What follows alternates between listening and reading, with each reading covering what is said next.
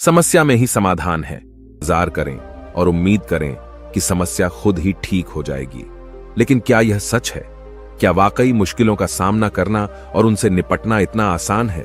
इस वीडियो में हम बात करेंगे कि समस्याओं के सामने खड़े होकर इंतजार करना सबसे अच्छा विकल्प नहीं है। हम आपको सिखाएंगे कि समस्याओं का सामना करना, उन्हें हल करने का सही और प्रभावी तरीका है। इस वीडियो के माध्यम से हम सीखेंगे कि हमारी मेहनत, समर्पण और सही दिशा में कदम बढ़ाने से ही समस्याएं हल हो सकती हैं। तो इस वीडियो को देखें और सीखें कि समस्याओं का सामना करना और उन्हें हल करना ही सच्चा समाधान है। तो चलिए शुरू करते हैं। दोस्तों, बहुत समय पहले की बात है। एक राज्य का राजा बहुत चिंतित था क्योंकि उसकी पत्नी का जन्मदिन नजदीक आ रहा था। यूं तो कहने को वह राजा था, लेकिन फिर भी उनके वैवाहिक जीवन में हजारों प्रकार की समस्याएं थीं। परंतु राजा जन्मदिन पर अपनी पत्नी को एक ऐसा उपहार देना चाहता था कि जिससे उनके जीवन में जो दुख है वह कम से कम उस दिन के लिए दूर चला जाए। वह अपनी पत्नी को खुश करना चाहता था, किंतु आपने देखा होगा कि यह कार्य बहुत ही मुश्किल है, क्योंकि हम आज तक किसी को खुश नहीं कर पाए। हम चाहे लाख कोशिशें ही क्यों न कर लें, लेकिन हम कभी किसी को खुश नहीं कर पाते, क्योंकि यह खुशी हमारे पास नहीं है और न ही सामने वाले के पास है, जो हमारे पास है ही नहीं। वो हम किसी और को कैसे दे सकते हैं? अर्थात अगर आपको किसी दूसरे को खुशी देनी है तो सबसे पहले आपको खुश होना होगा, आपको खुश महसूस करना होगा, अर्थात वह खुशी आपके पास होनी चाहिए, तभी तो आप किसी और को खुश रख सकते हैं। एक दिन राजा ने सभी दरबारियों को दरबार में उपस्थित होने का आदेश दिया और साथ ही सभी मंत्रीगण भी वहां पर उपस्थित थे। तभी राजा ने सभी से सुझाव मांगा कि आखिर वह किस प्रकार अपनी पत्नी को जन्मदिन पर खुश कर सकता है। आखिर वह उन्हें कैसा उपहार दे जिस कारण राजा की पत्नी खुश हो सके। वहां पर उपस्थित सभी लोग अपने मन की बातें राजा से बताते हैं, परंतु राजा को वहां पर उपस्थित किसी भी व्यक्ति का कोई सुझाव पसंद ही नहीं आया। एक दिन संध्या के वक्त राजा अपने रथ से कहीं जा रहा था। तभी रास्ते में उसने एक बहुत ही सुंदर मूर्ति देखी। वह मूर्ति बहुत ही सुंदर और आकर्षक थी। उसे देखकर ऐसा प्रतीत होता था मानो उस मूर्ति में जान हो। उस मूर्ति को देखकर राजा बहुत प्रसन्न हुआ और वह तुरंत ही मूर्तिकार के पास पहुंचा। और राजा उस मूर्तिकार से कहता है, तुम तो बहुत बड़े कलाकार हो, तुम्हारी मूर्तियों में चांद नजर आती है। ऐसा प्रतीत होता है कि तुम्हारी मूर्तियां जीवित हैं। हम तुम्हारी इन मूर्तियों को देखकर बहुत प्रसन्न हैं। हम चाहते हैं कि तुम्हारी सारी मूर्तियां हमारे दरबार में शामिल हों। यह सुनकर वह मूर्तिकार बहुत प्रसन्न हुआ, जैसे उसे कोई खजाना मिल गया हो। लेकिन तभी राजा ने उस मूर्तिकार से एक और बात कही, देखो, मैं चाहता हूं कि तुम मेरे दरबार में शामिल हो जाओ, किंतु उससे पहले तुम्हें हमारे लिए हमारी रानी की ऐसी मूर्ति बनानी होगी जिसे देखकर वह खुश हो जाए और अपने सारे दुख दर्द भूल जाए। और यदि तुम ऐसा न कर सके तो मैं तुम्हारा सर धड़ से अलग कर दूंगा। राजा के मुख से यह सुनकर मूर्तिकार घबरा गया। उसके पसीने छूट गए। वह राजा को मना भी कैसे करे, इसीलिए उसने न चाहते हुए भी राजा को स्वीकृति दे दी। राजा उस मूर्तिकार की बात सुनकर बहुत प्रसन्न हुआ और वो वापस महल लौट गया। लेकिन उधर दूसरी तरफ जो मूर्तिकार अब तक बहुत प्रसन्न था, जो अपने मन से मूर्तियां बनाया करता था, जो हमेशा खुश रहता था, अब वह दुखी हो गया था। वह गहरे दुख में चला गया था। वह डर के कारण रानी की मूर्तियां बनाना शुरू करता है, परंतु जो भी मूर्ति बनाता था उस मूर्ति को देखकर ऐसा प्रतीत होता था मानो वह मूर्ति बहुत दुखी है, उसे किसी प्रकार का कोई दुख है। एक के बाद एक उसने कई सारी मूर्तियां बना डाली, परंतु कोई भी मूर्ति ऐसी नहीं थी जिसे देखकर कोई भी खुश हो सके, जिसे देखकर यह प्रतीत हो कि मानो उस मूर्ति में जान है और वह मूर्ति देखकर कोई भी अपना दुख भूल जाए। और यह इस कारण हो रहा था क्योंकि मूर्तिकार भीतर से बहुत दुखी था, जो उसकी मूर्तियों के रूप में साफ और स्पष्ट नजर आ रहा था।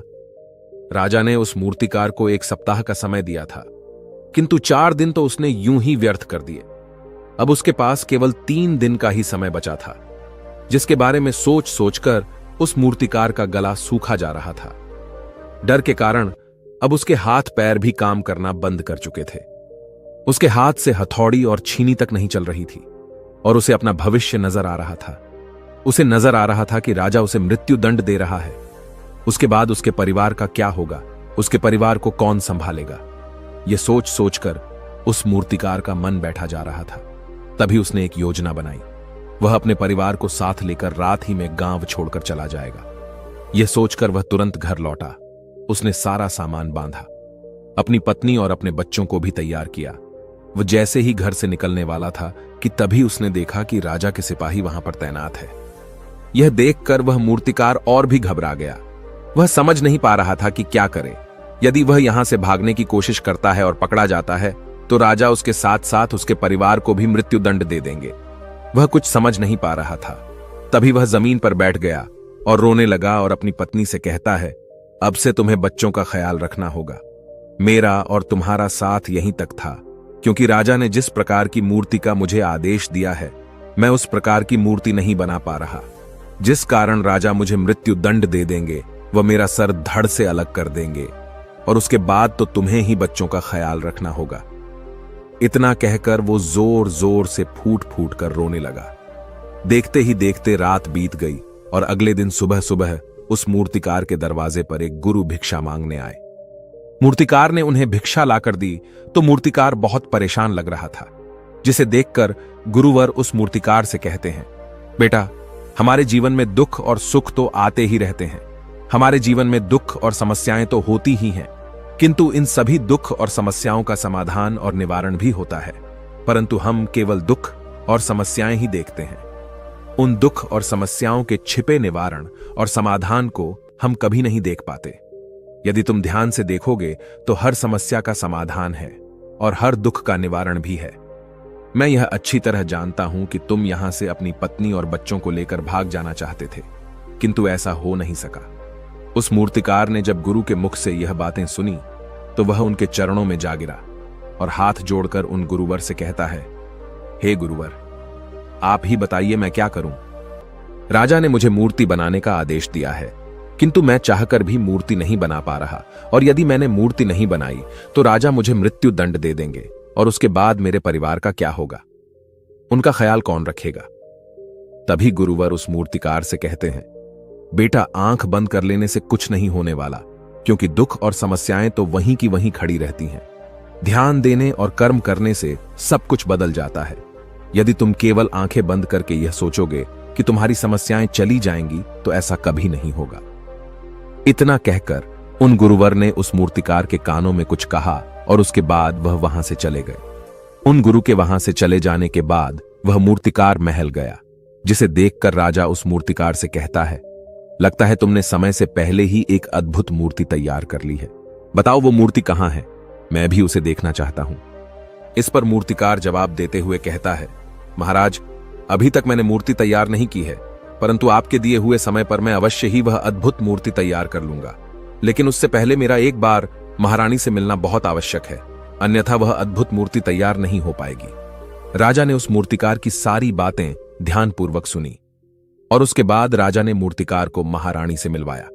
मूर्तिकार महारानी से मिलने के बाद महारानी से प्रश्न करते हुए कहता है, महारानी जी, किसी भी औरत के जीवन का सबसे बड़ा दुख क्या हो सकता है। इस पर महारानी जवाब देते हुए उस मूर्तिकार से कहती हैं, किसी औरत का मानव बन पाना उसका सबसे बड़ा दुख है। तभी वह मूर्तिकार महारानी से एक और प्रश्न करते हुए कहता है, महारानी जी, किसी औरत के जीवन का सबसे बड़ा सुख क्या है। महारानी उस मूर्तिकार के इस प्रश्न का जवाब देते हुए कहती हैं, किसी भी औरत के जीवन का सबसे बड़ा सुख उसके पति और उसके बच्चों का उसके पास होना है। महारानी के मुख से अपने प्रश्नों का जवाब जानकर मूर्तिकार बहुत प्रसन्न हुआ और उनसे आज्ञा लेकर वह वापस अपने घर लौट आया और अब से वह दिन रात उस मूर्ति पर काम करने लगा। देखते ही देखते पूरे 3 दिन पूरे हो गए। आखिरकार रानी के जन्मदिवस वाले दिन वह मूर्तिकार उस मूर्ति को लेकर राजमहल पहुंचता है। लेकिन अब राजा के मन में यह बेचैनी थी कि पता नहीं उस मूर्तिकार ने आखिर कैसी मूर्ति बनाई होगी, पता नहीं वह मूर्ति महारानी को पसंद आएगी भी या नहीं। इस प्रकार के कई प्रश्न राजा के मन में चल रहे थे।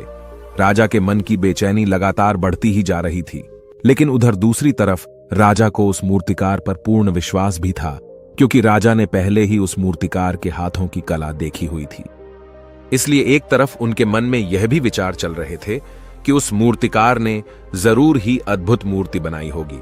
वह मूर्ति सफेद कपड़ों से ढकी हुई थी। तभी राजा ने उस मूर्ति की ओर इशारा करते हुए रानी से कहा, यह आपका जन्म दिवस का तोहफा है, इसे कबूल करें। उसके बाद रानी ने अपने हाथों से उस मूर्ति से वह कपड़ा हटाया और उस मूर्ति को देखते ही रानी की आंखों से आंसू बहने लगे। और यह देखकर राजा को ऐसा प्रतीत हुआ कि मानो महारानी को यह मूर्ति पसंद नहीं है। इसलिए राजा ने तुरंत ही क्रोधित होकर अपने सिपाहियों को आदेश दिया और उस मूर्तिकार को बंदी बनवा लिया। लेकिन तभी महारानी राजा से कहती हैं, रुकिए, इस मूर्तिकार ने तो मेरा दुख और सुख एक ही मूर्ति में निकाल दिया है। इस मूर्ति में मेरे पति मेरे साथ है और मेरे हाथ में मेरा बच्चा है। इससे सुंदर मूर्ति मैंने आज तक नहीं देखी। ये बहुत ही लाजवाब है, अद्भुत है। इससे सुंदर तोहफा मेरे लिए और कोई नहीं हो सकता। काश ऐसा मेरे जीवन में वास्तव में हो जाए, मेरे पति भी मेरे साथ हों और मेरे हाथों में मेरा बच्चा हो। महारानी की ये सारी बातें सुनकर और मूर्ति को देखकर राजा को अपनी गलती का एहसास हुआ। राजा अपनी प्रजा और अपने साम्राज्य की देख रेख में इतना व्यस्त रहता था कि वह कभी अपनी पत्नी को समय नहीं दे पाता था, जिस कारण राजा की आंखों से आंसू बहने लगे और दरबार में उपस्थित सभी लोग वह मूर्ति देखकर हैरान। आज तक किसी ने भी ऐसी सुंदर और जीवित मूर्ति नहीं देखी थी, जिसमें सुख और दुख एक साथ नजर आ रहे हों। उसके बाद उस राजा ने उस मूर्तिकार को रिहा करवाया और उसे ढेरों इनाम दिए और अपने राज्य दरबार में जगह भी दी। किंतु उस मूर्तिकार ने इनाम तो स्वीकार कर लिया, परंतु राज दरबार में उसे जगह नहीं ली और हाथ जोड़कर राजा से कहता है, हे महाराज, मेरी आपसे विनती है, आपने मुझे चेतावनी दी थी, यदि मैं ये मूर्ति नहीं बना सका तो आप मुझे मृत्यु दंड दे देंगे। किंतु मैं आपसे बस इतना ही कहना चाहता हूं, हम में से चाहे कोई भी प्राणी क्यों ना हो, सभी के प्राण उतने ही कीमती है जितना कि आपका या महारानी के हैं। इसीलिए किसी को भी बिना दोष के दंड नहीं देना चाहिए। मेरी पत्नी ने मुझसे कहा था कि राजा की दोस्ती और दुश्मनी दोनों ही अच्छी नहीं है, इसीलिए मुझे आपके राज दरबार में कोई स्थान नहीं चाहिए। मैं अपनी छोटी सी दुनिया में बहुत खुश हूं। मैं अपने छोटे से परिवार के साथ बहुत खुश हूं। मैं आज तक जो करता आया हूं मुझे वह पसंद है और मैं अपने पूरे जीवन काल वही करना चाहता हूं। मैं जैसा हूं, जिस हाल में हूं, मुझे बहुत प्रसन्नता है कि मैं आज इतना खुशहाल इंसान हूं। अब मुझे आज्ञा दीजिए। इतना कहकर वह मूर्तिकार वहां से चला गया। दोस्तों, इसी प्रकार हमारे जीवन में भी बहुत बड़े बड़े संकट और दुख आते जाते हैं, किंतु वास्तव में तो यह दुख और संकट हमें कुछ सिखाने के लिए आते हैं, किंतु हम तो केवल उन दुख और समस्याओं को ही देखते रह जाते हैं। हम उनका निवारण खोजने का तनिक भी प्रयास नहीं करते, और जब हम दुख के समय क्रोध करते हैं तो हम वास्तविकता में अपना ही नुकसान कर लेते हैं। जो व्यक्ति समझदार होते हैं वह अपने दुख और परेशानियों से यह सबक सीख ही लेते हैं कि उन्हें विषम परिस्थितियों में शांत रहकर उन दुखों का निवारण करना चाहिए, उन समस्याओं का समाधान करना चाहिए। किंतु हम में से अधिकांश लोग यह नहीं सीख पाते और वे लोग दुख और परेशानियों के समय पर क्रोधित हो ही जाते हैं। वह इस बात को अच्छी तरह जानते हैं कि हमें दुख और समस्या के समय पर शांत रहना चाहिए और उसका समाधान खोजने का प्रयास करना चाहिए, किंतु हम बार बार वही गलती दोहराते रहते हैं। जब भी हमारे सामने कोई विषम परिस्थिति उत्पन्न होती है तो हम बार बार क्रोधित हो जाते हैं और क्रोध में आकर हम अपना ही नुकसान कर लेते हैं, क्योंकि क्रोध में हम कभी भी कोई चीज सीख नहीं सकते। क्रोध में हमारा मस्तिष्क काम करना बंद कर देता है और उसे केवल वह परिस्थिति नजर आती है, वह समय नजर आता है जो उसके खिलाफ है और जो जीवन के दुखों से, इन समस्याओं से कुछ सीख नहीं पाता। ऐसा व्यक्ति पूर्ण रूप से एक दलदल में फंसे हुए इंसान की तरह है, जो परिस्थितियों के दलदल में कुछ इस प्रकार फंस चुका है कि वह वहां से निकल नहीं सकता। फिर वह चाहे कितना भी हाथ पैर क्यों न मार ले, और जितना हाथ पैर मारेगा वह उतना ही उस दलदल में फंसता चला जाएगा। जबकि आपको हाथ पैर न मारकर बल्कि शांत रहकर अपने मस्तिष्क का प्रयोग करना चाहिए और यह सोचना चाहिए कि इस दुख, इस समस्या और इस विषम परिस्थिति का समाधान क्या हो सकता है। किंतु आप तो अपने आप को पहले से ही दलदल में डाल चुके हैं और ऐसी स्थिति में आप बाहर निकलने के बारे में न सोचकर लगातार और हाथ पैर मारकर आप अपने आप को उस दलदल में और भी नीचे डुबाते जा रहे। तो ऐसी परिस्थिति में आप भला उस समस्या, उस परिस्थिति का सामना कैसे करेंगे, वहां से बाहर कैसे निकलेंगे? और वहीं पर जो व्यक्ति थोड़े भी जागृत है, जो दुख और समस्याओं का निवारण और समाधान खोजने में वास्तव में अपना समय लगाते हैं, वह यह जानते हैं कि निवारण और समाधान एक हीरे की तरह है, वह हीरे की खान की तरह है। जिस प्रकार एक हीरे को ढूंढा जाता है, फिर उसे तराशा जाता है, जिसके बाद उस हीरे की कीमत बहुमूल्य हो जाती है, ठीक वैसे ही दुख और समस्या में समाधान और निवारण खोजने की आवश्यकता होती है और वह हमें खोजने भी चाहिए। और जब आपको मिल जाते हैं तब आपको एक ऐसी संपदा मिलती है, एक ऐसी समझ, एक ऐसा विश्वास, एक ऐसी शक्ति मिलती है कि उसके बाद आपके सामने जब भी कोई समस्या या कोई परेशानी आती है तो आप अकेले नहीं होते, बल्कि आप यह समझ जाते हैं कि वह विषम परिस्थिति आपको कुछ सिखाने आई है और आप उसका डट कर सामना करते हैं। उससे वह सारी चीजें सीखते हैं जो वह आपको सिखाना चाहती है और उसके बाद आप और भी मजबूत होते चले जाते हैं। आपका विश्वास और भी बढ़ता चला जाता है, आप और भी शक्तिवान और बलवान होते चले जाते हैं। इसीलिए महात्मा बुद्ध कहते हैं कि यदि दुख है तो उसका निवारण भी है, यदि समस्या है तो उसका समाधान भी है। इसीलिए केवल दुख में उलझे मत रहिए, बल्कि उस दुख का निवारण कीजिए, और यही आपको करना चाहिए। केवल हाथ पर हाथ धरे बैठे रहने से या फिर यूं ही समय को व्यर्थ गंवाने से आपको कभी भी उसका निवारण नहीं मिलेगा, बल्कि जितना आप उस दुख और समस्या से अपनी जान छुड़ाकर भागने की कोशिश करेंगे, उतनी ही तीव्रता से आपके पीछे भागेगी। और जैसे जैसे समय बीतता जाएगा वह दुख और समस्या और भी विकराल रूप ले लेगी और तब उसका सामना करना और भी मुश्किल हो जाएगा। इसलिए यदि कोई दुख और समस्या अभी आपके सामने है तो उसे लड़िए, डटकर सामना कीजिए, उससे सीखिए और निवारण कीजिए। दोस्तों, आपने आज के इस वीडियो से क्या सीखा वह मुझे आप कमेंट में बता सकते हैं। इसी के साथ में उम्मीद है कि आपको आज की वीडियो पसंद आई होगी, तो इस वीडियो को उस इंसान को शेयर करें जिससे यह कहानी सुनने की जरूरत है, और उसी के ठीक बाद चैनल को सब्सक्राइब करें। तो चलिए फिर मिलते हैं ऐसी एक और नई वीडियो में एक नए मैसेज के साथ। तब तक के लिए अपना ख्याल रखें। धन्यवाद और नमो बुद्धाय।